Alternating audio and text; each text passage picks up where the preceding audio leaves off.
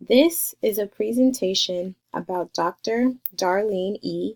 Crone-Todd, helping those who help themselves.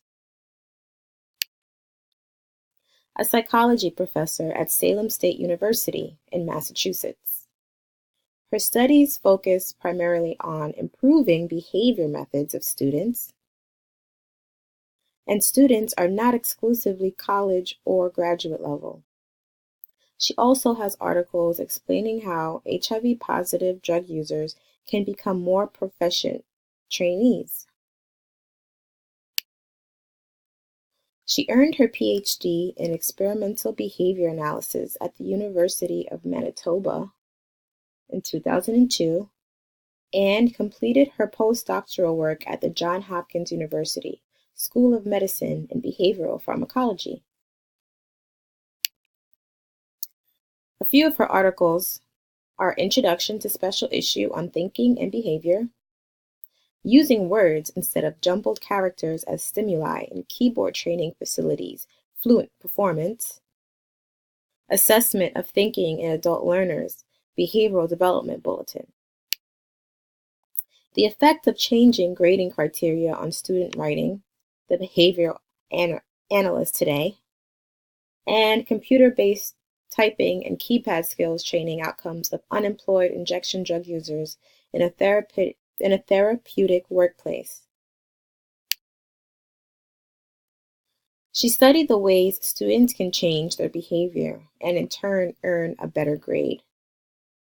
She developed methods for instructional leaders to support their students' study habits and produced ideas for companies to implement effective training techniques, helping them save time and money. These are some questions that I would ask her if ever given the chance.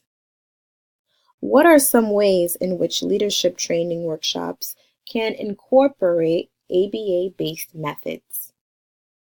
What influenced you to study ABA so extensively? What are some ways in which you use ABA in your personal life? What are your hopes for the advancement of ABA on a national and universal level? And how can ABA be used to better our judicial system?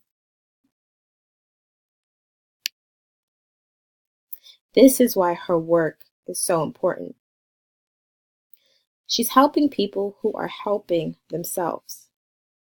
The students and trainees in her articles are people who are trying to better themselves by enrolling in university and trade school.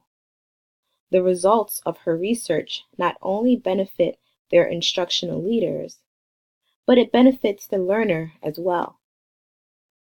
She's developing ways in which educators can be more efficient and encouraging, producing progressive training methods for underprivileged trainees, and showing the ways in which tweaking our environment can influence better behavior and in turn produce better quality work.